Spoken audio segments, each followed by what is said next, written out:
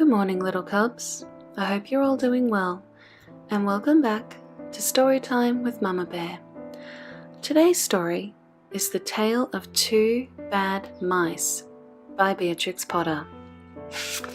So I want you all to get nice and comfortable, and I hope you enjoy. Once upon a time, there was a very beautiful doll's house. It was red brick with wide windows, and it had real muslin curtains and a front door and a chimney. It belonged to two dolls called Lucinda and Jane. At least, it belonged to Lucinda, but she never ordered meals. Jane was the cook, but she never did any cooking because the dinner had been bought ready-made in a box full of shavings. There were 2 red lobsters and a ham, a fish, a pudding, and some pears and oranges. They would not come off the plates, but they were extremely beautiful. One morning, Lucinda and Jane had gone out for a drive in the doll's perambulator. There was no one in the nursery, and it was very quiet. Presently, there was a little scuffling, scratching noise in a corner near the fireplace, where there was a hole under the skirting board. Tom Thumb put out his head out for a moment, and then popped it in again. Tom Thumb was a mouse. A minute afterwards, Hunca Munca, his wife, put her head out too, and when she saw that there was no one in the nursery, she ventured out on the oilcloth under the coal box. The doll's house stood at the other side of the fireplace. Tom Thumb and Hunca Munca went cautiously across the hearthrug. They pushed the front door. It was not fast. Tom Thumb and Hunca Munca went upstairs and peeped into the dining room. Then they squeaked with joy. Such a lovely dinner was laid out upon the table. There were tin spoons and lead knives and forks and 2 dolly chairs, all so convenient. Tom Thumb set to work at once to carve the ham. It was a beautiful shiny yellow streaked with red. The knife crumpled up and hurt him. He put his finger in his mouth.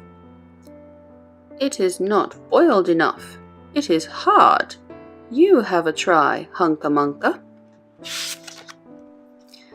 Hunca Munca stood up in her chair and chopped at the ham with another lead knife.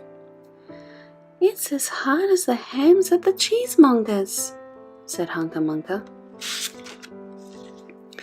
The ham broke off the plate with a jerk and rolled under the table. "Let it alone," said Tom Thumb. "Give me some fish, Hunca Munca."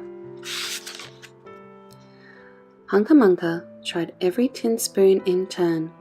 The fish was glued to the dish. Then Tom Thumb lost his temper.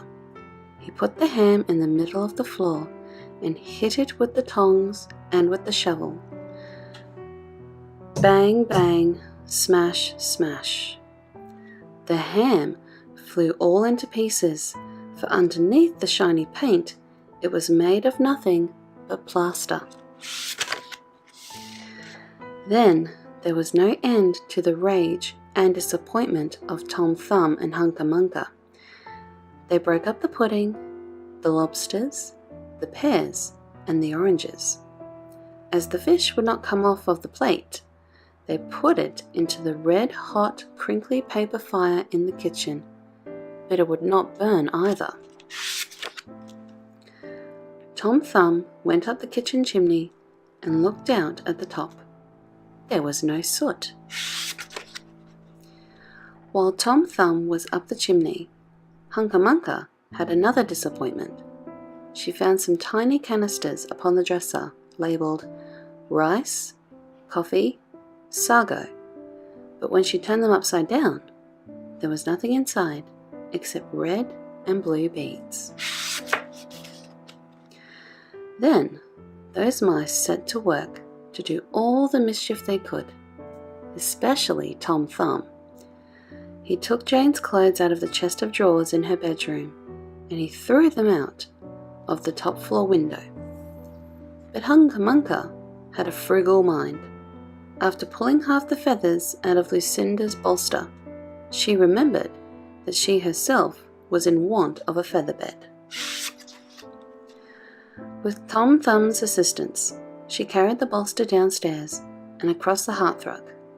It was difficult to squeeze the bolster into the mouse hole, but they managed it somehow.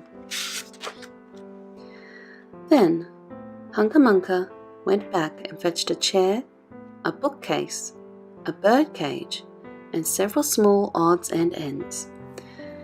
The bookcase and the bird cage refused to go into the mouse hole. Hunca Munca left them behind the coal box and went to fetch a cradle.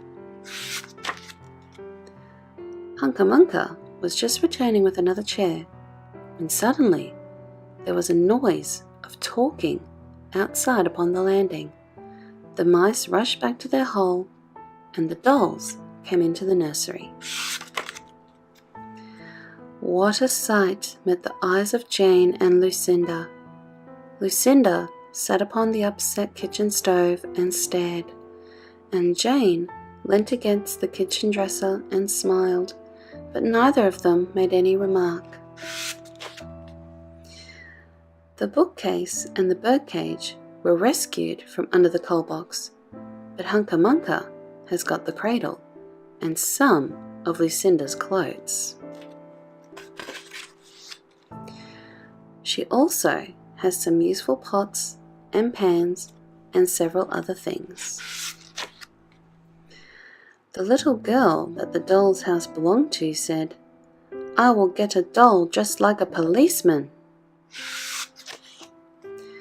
But the nurse said, "I will set a mouse trap." So that is the story of the two bad mice.